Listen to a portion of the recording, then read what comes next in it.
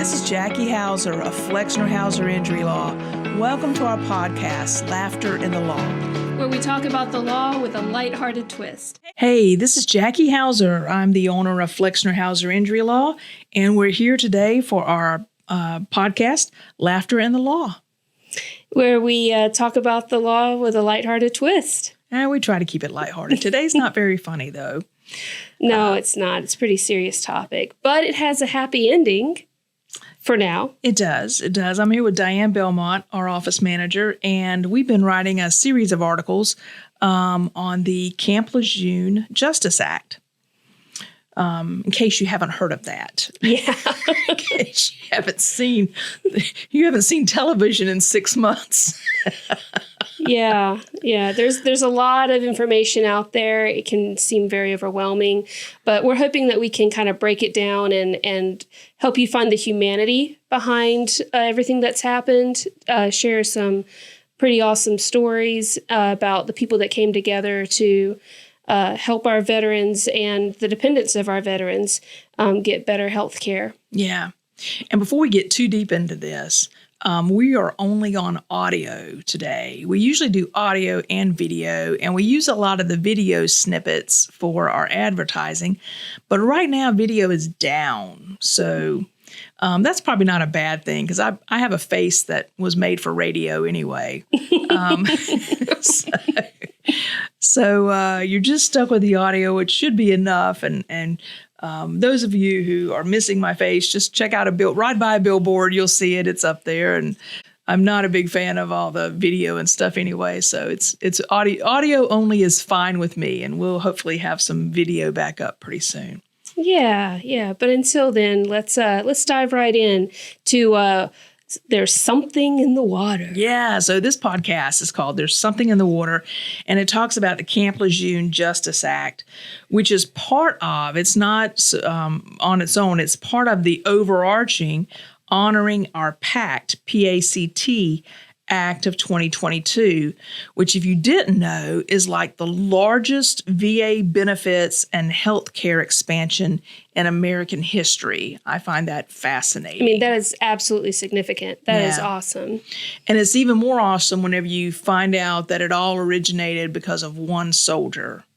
And we're going to talk about him a little bit. I don't know him personally, but we're going to talk about him and what I've learned about his story. Before I get too farther along, though, let me give kudos to the representatives who worked on this. There were 3 U.S. representatives who worked on it, 2 of whom were from North Carolina, and that includes Representative Greg Murphy, a Republican, and Representative David Price, a Democrat. And then there was Matt Cartwright from Pennsylvania as well, who are the authors of this act and need to be commended as well for their great work for veterans. So, I mean, that's just a hint right there that this was a bipartisan act, that it was a group effort. Right.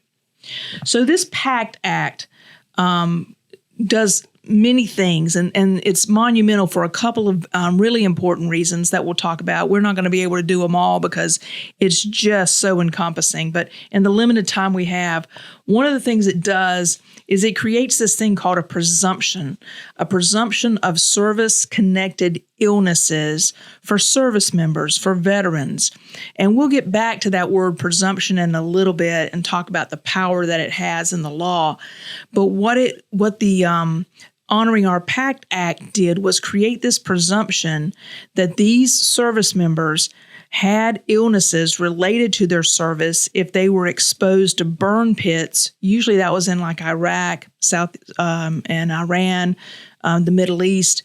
If they served at Camp Lejeune, that's where the Water Act or the Justice Act comes in for Camp Lejeune.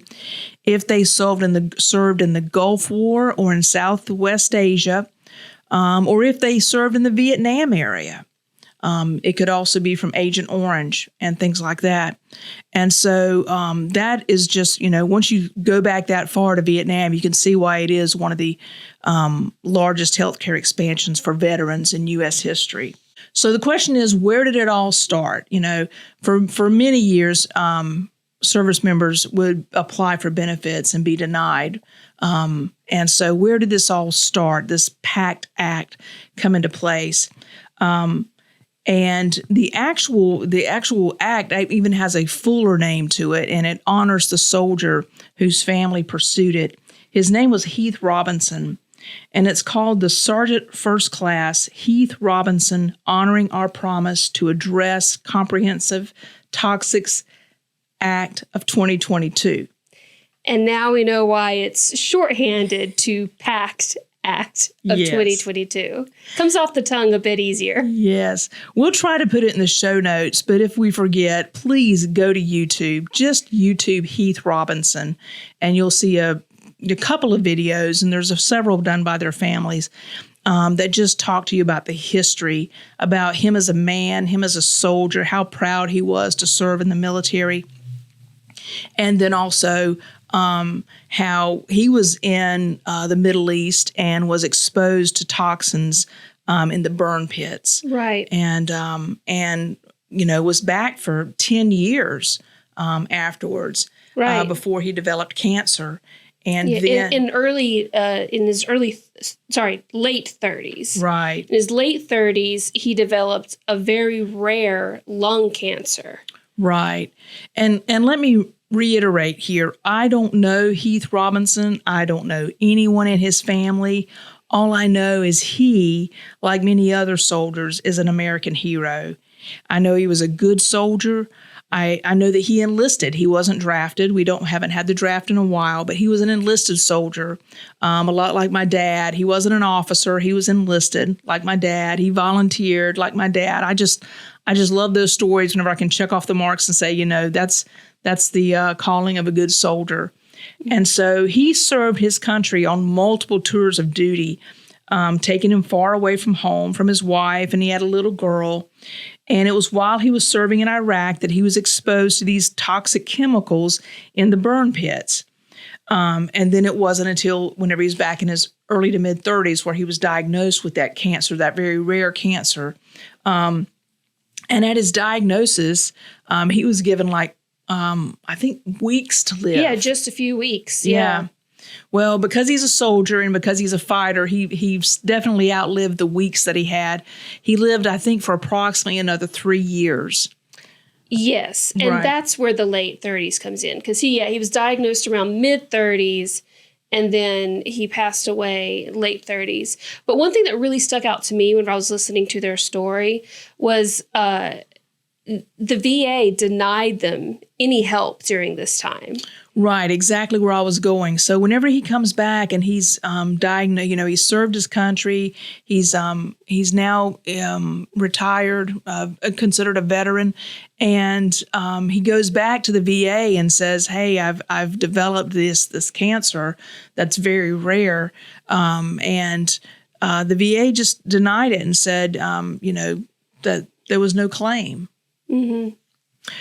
So they denied basically that his exposure to these burn pits and these toxins would have contributed to his cancer diagnosis. And so because of that, he couldn't use his VA benefits for his health or for his, for his death. Yeah. They didn't cover his medical bills or anything.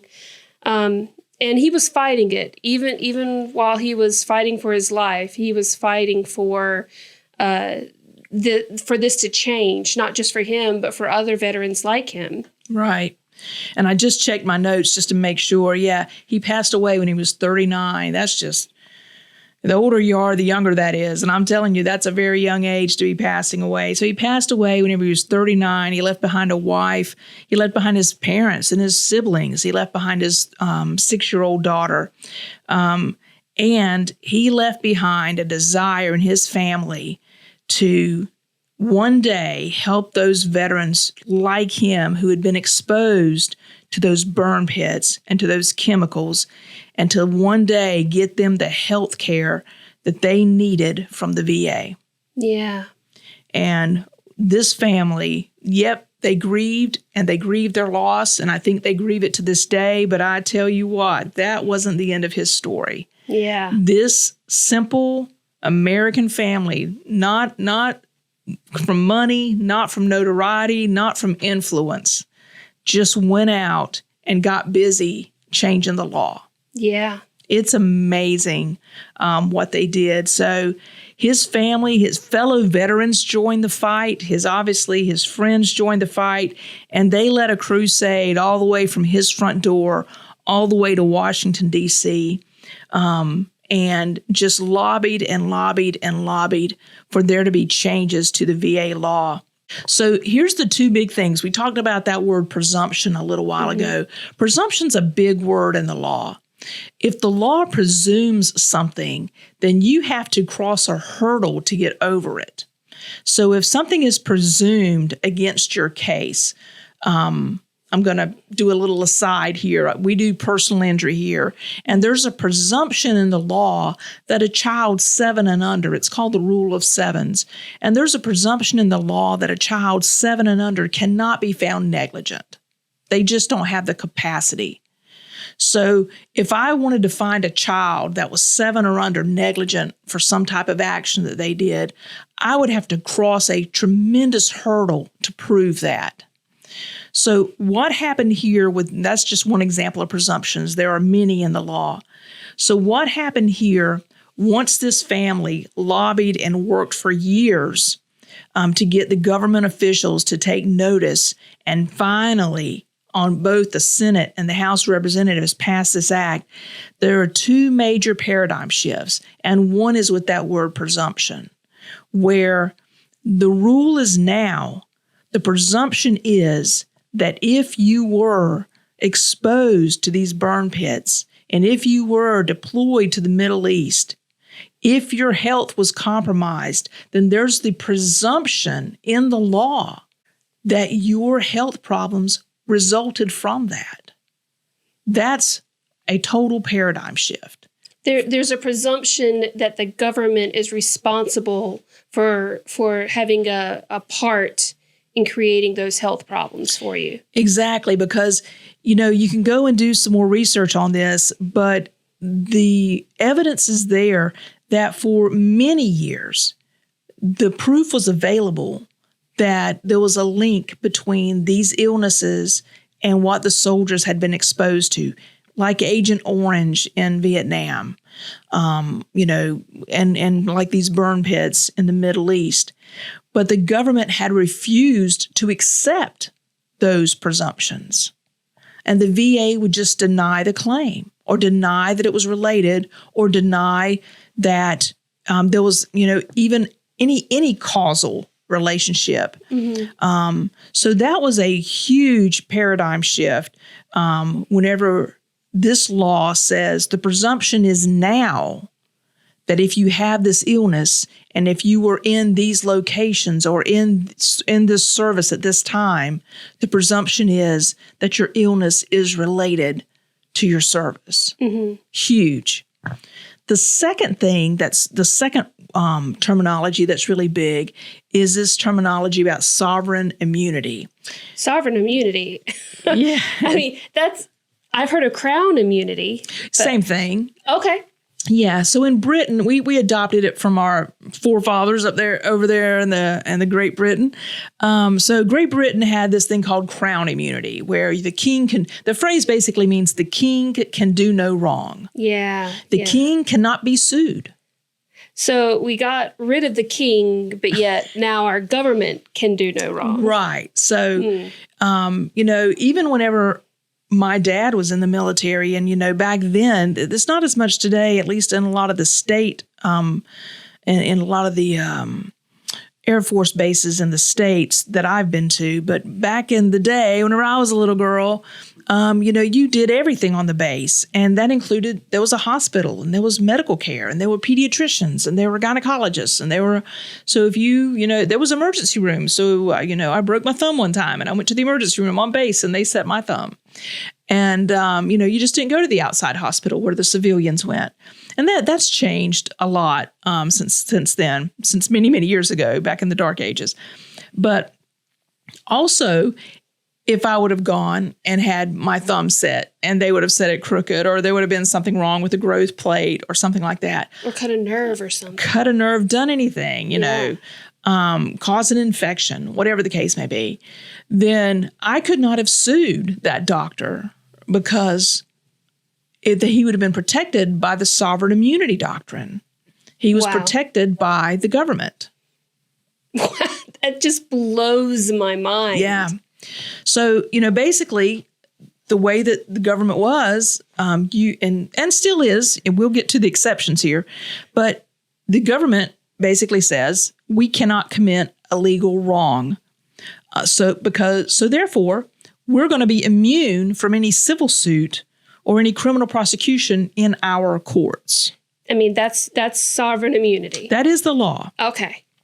So usually what happens, though, like let's say you trip on a sidewalk or fall in a pothole, Okay.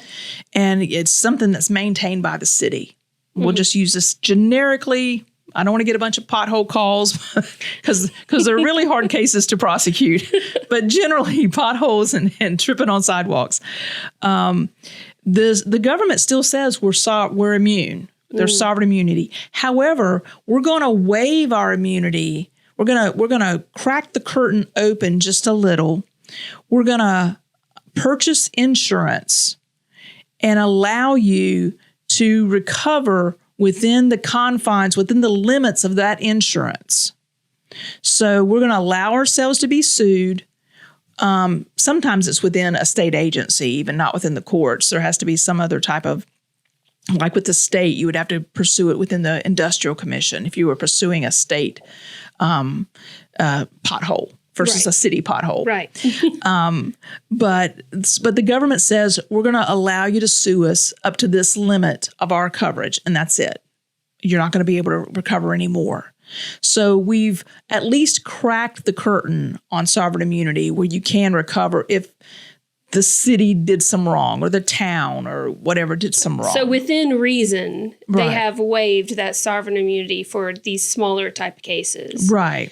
But there's been a paradigm shift in that even now with the PACT Act. Right. Because before the U.S. government, if you were in the military, you didn't sue the government for or the VA for failure to diagnose or failure to treat or failure to care for or to accept your claim. So example, the Robinson family, they try to get help from the VA. The VA denies their claim. They can't then sue the VA saying, hello, this is basically making me die earlier than I'm supposed to. Right. So that's why the PACT Act, which is very difficult to say, but the PACT Act of 2022 is such a massive win for those veterans because it disrupts that status quo. And status quo of the government saying, hey, we're not responsible for subjecting you to toxins. And it forces the government to then acknowledge and improve the health care that's going to be available to those soldiers and those veterans for those specific circumstances. So those two things alone are so monumental. Once again, going back to just everyday ordinary Americans who have shifted the paradigm of American law, it's huge. Okay, but let's get specific here. How are they taking responsibility? How are they waiving their sovereign immunity? Because they're allowing these claims to go forward. And so the first thing they've done is they've allowed the presumption that you are going to have, that your illness is service-related. And then, so we're allowing the presumption, and then we're going to allow you to pursue the claim against the government versus denying it. Because generally, and I can't remember, I'm doing this off the top of my head. I should have checked the stats. But generally, I mean, it was minuscule, the number of claims that were allowed for these types of, you would make the claims, but I'm going to say less than 10%, and I think it's even less than 5% before this PACT Act were even allowed. And that doesn't even include the tremendous delay that took place. And probably the mountains of evidence you had to produce. Right. So this was history making, bar none, history making to those to stop that traditional red tape, bureaucracy of the U.S. government making these things available to the service members, the veterans, the grieving widows and families, just because of their persistence and their fight and their never give up attitude. So this PACT Act is expanding health care, like provision of health care, but also expanding the VA benefits, but also is allowing family members to possibly sue for compensation, for the recompense. For the wrongful death. If they've lost a loved one, then they can recover for the wrongful death of their loved one. Oh, okay. But I'm assuming there's a time limit. There is a time limit, and we're going to get into that in part 2 because there's a lot more details. So basically, under this PACT Act, you think about that as a broad umbrella. One of the portions of the PACT Act is the Camp Lejeune Justice Act, which talks about the contamination at Camp Lejeune for over 40 years. And we're going to talk about how the PACT Act and that subpart for Camp Lejeune affects service members, families, civilians that lived and worked on the base, and all those persons who may have contracted illnesses as a result of their exposure to those contaminated wells. So the PACT Act is a good example of how loud, persistent, well-informed voices can influence your government to move from a harsh doctrine, or even no doctrine, no presumption, or a harsh doctrine like sovereign immunity, to accepting responsibility. I think that speaks volumes for our citizens being able to bring those things to the lawmakers, and I think it speaks volumes for our lawmakers in recognizing it. A lot of things, we all have a lot of things sometimes to gripe about with our government. We all can find something to gripe about, but this is where I think they got it right, my opinion. And we'll talk more about that. Let's do a part 2 and just talk specifically about the Camp Lejeune Justice Act. I think it is so inspirational that a unified voice brought about this change. It just goes to show that your voice does matter in things like this. And the other thing that I just think about is how excited I am to see what lies in store in the future. I mean, this has set a precedent, and we're in the middle of it right now. This past August of last year, so we're 1 year down and one more to go for any kind of lawsuits or anything like that are associated with PACT Act. More information coming in part 2. But it's pretty awesome to see. And who knows, in 5 years' time, we'll look back on this and kind of think of like, well, how far have we come? It'll be really cool to see. Yeah. And we got to be part of it. Got to watch it happen in real time. Yeah. History in the making. Yeah, that's pretty cool. Yeah. Well, this has been fun. Absolutely. I kind of don't miss the cameras. It's actually been more comfortable. We might not go back to cameras. Who knows? Who knows? But until next time, stick around for part 2 because we got some great information about how you can find out if you qualify for the Camp Lejeune Justice Act, and also what you can do, what steps you need to take to be a part of that before the statute of limitations runs out. And what's that? Just stick around for part 2. All right. Well, hopefully we'll have more laughter in the law. And thanks for joining in for Flexner-Hauser Injury Law, Laughter in the Law, where we talk about the law with a lighthearted twist.